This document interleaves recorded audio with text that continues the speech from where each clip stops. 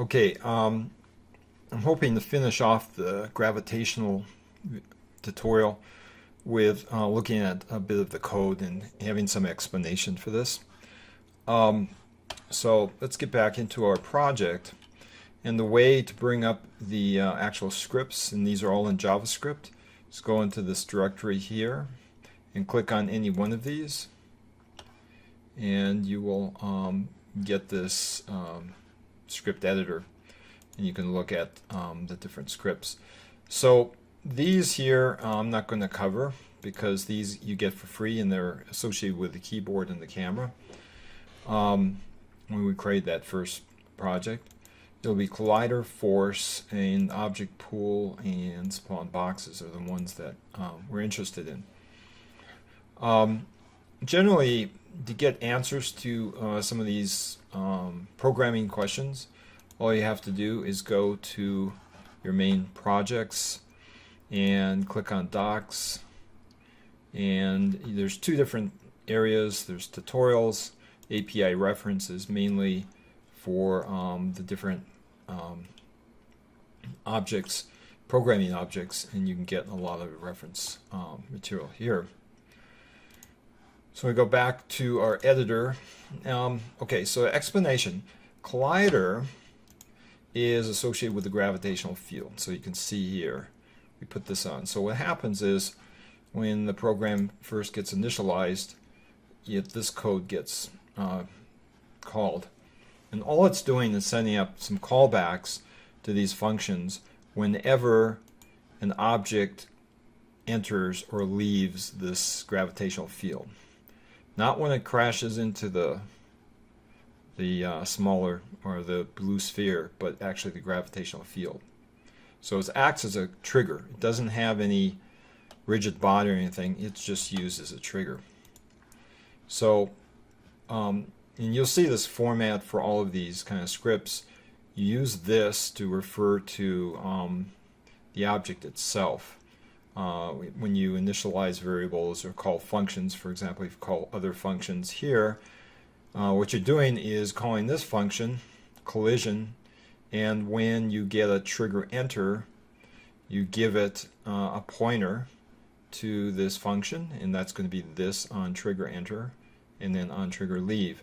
And we're going to just set a flag that exists in the force script over here.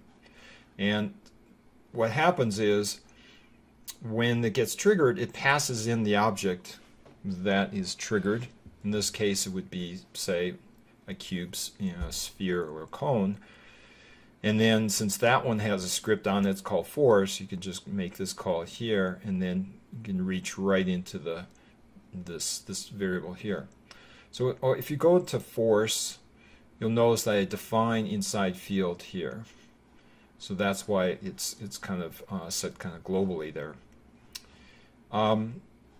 We need to, since we put the spawner outside of the gravitational force, we need some initial velocity. And since this is XYZ, we're in this one here, -5, is basically in the down direction in the Y coordinate. It gives an initial velocity to kind of go into that. So that's what's going on here. It sets up another variable planet, and it's used down here.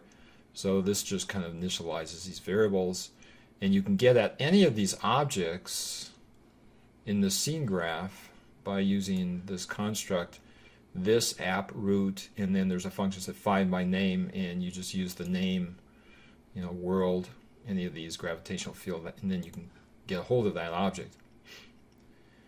This reinitialize will be called from the outside, so I won't worry about this right now.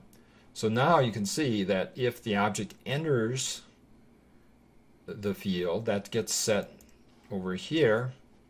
And since this guy, update is called every frame, so a fraction of a second, this is a delta t, it'll come in here and it will set a force in the direction of the center of gravity. And so it uses this little calculation here. And what it's doing is getting the position of the blue planet, or the blue sphere, and it's also getting the position of the moving object, and subtracting that moving object vector from the center of gravity. That gives you the force. It normalizes it, which basically creates a unit vector, if you know what your vector arithmetic is, and then it scales it by 9 just to give it some force, some magnitude.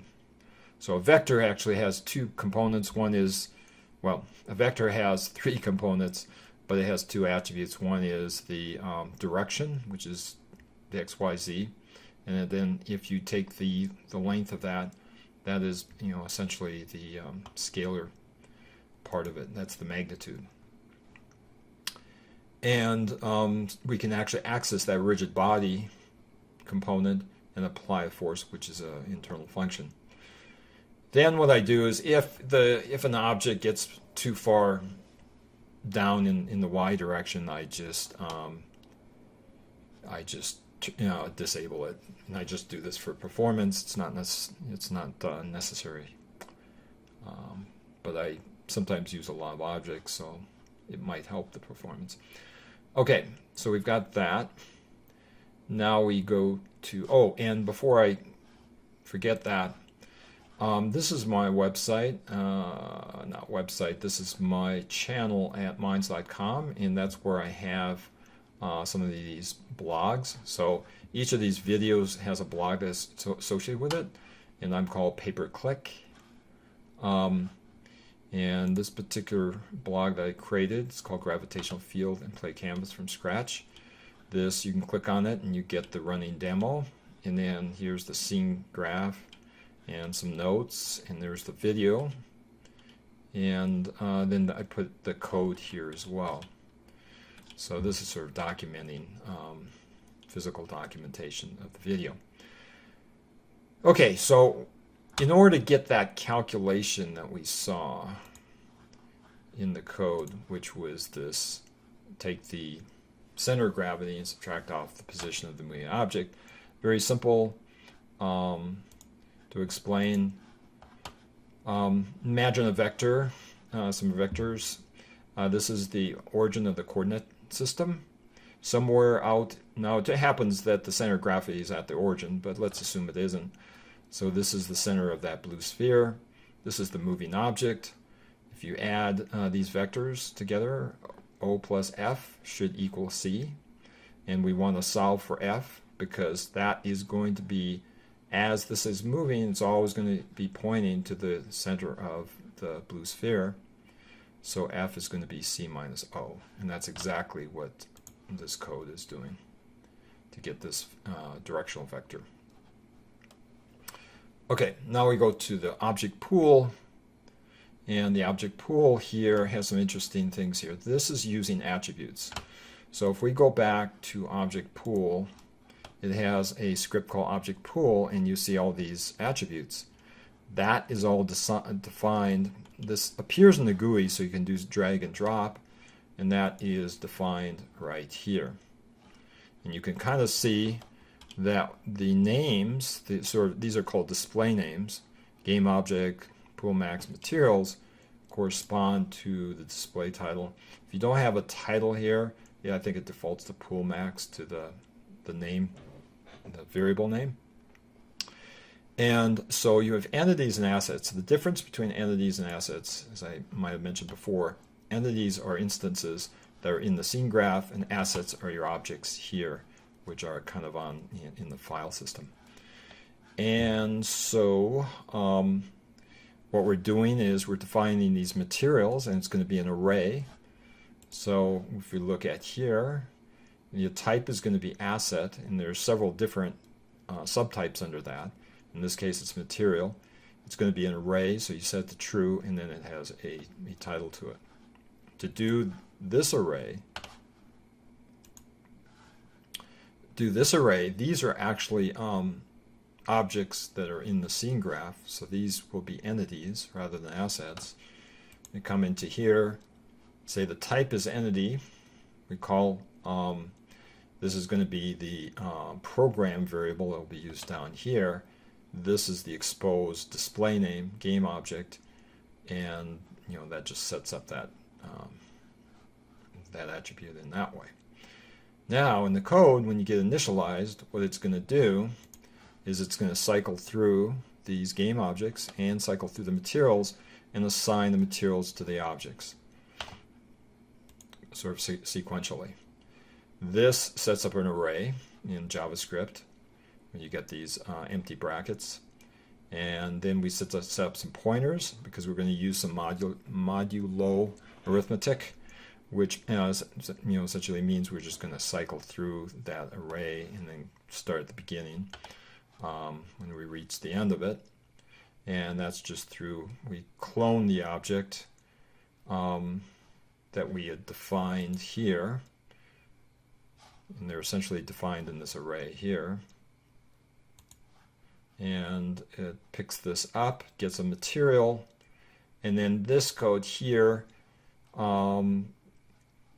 accesses the internals of the models and so forth, so it can actually attach a material programmatically to a mesh. So it continues on here, and then eventually it adds it to the pool. So if you think of this as it's just assigning materials and picking up one of the, either a sphere, a cube, or a cone and throwing it into this pool.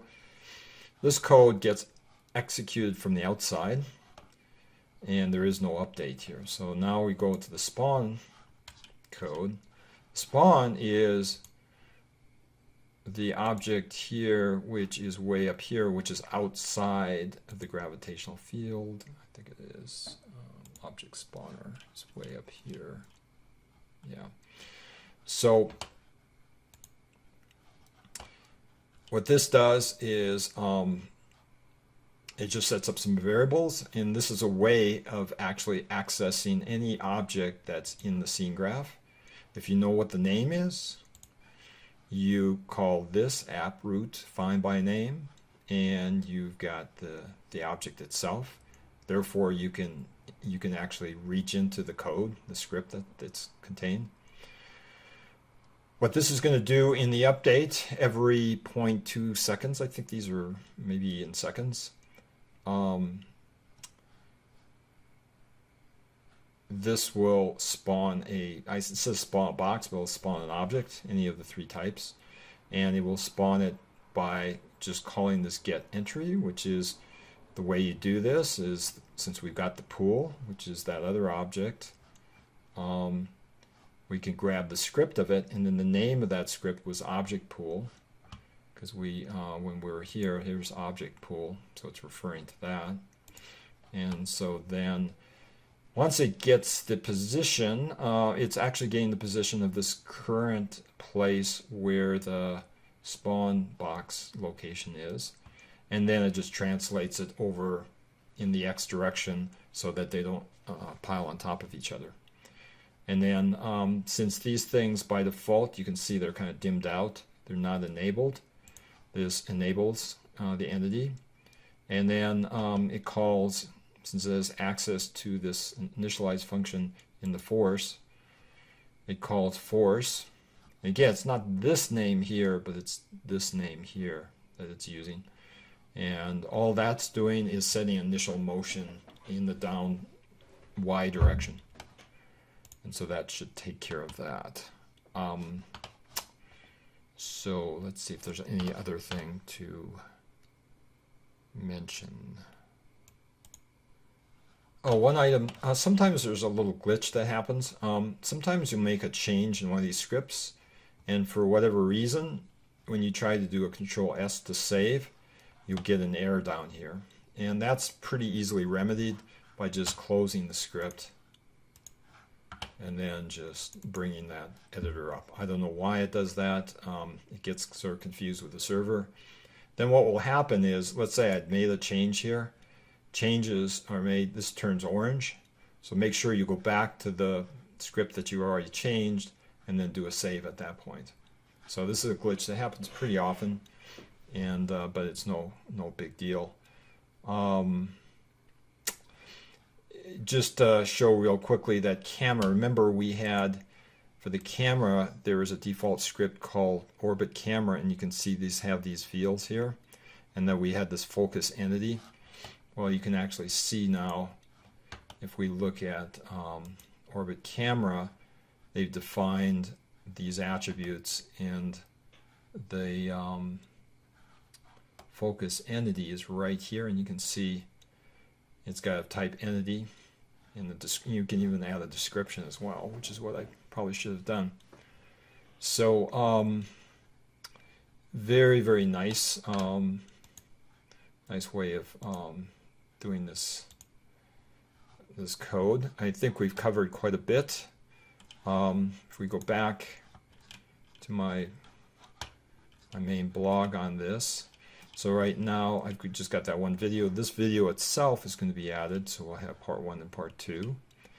And any comments would be welcome.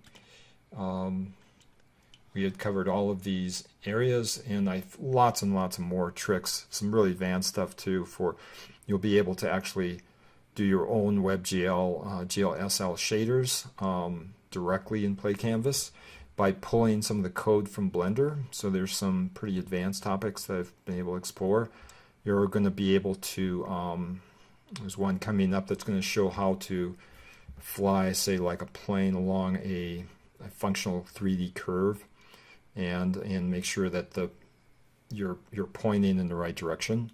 So it's going to use a little bit of differential calculus to get the calculations of the motion. We're going to talk about quaternions, and that's basically the direction, the rotation, the different types of rotations that you can use. Quaternions are used better than Euler angles, and I will actually show you with a little construct of a coordinate system the difference between a local and a global one and how that works.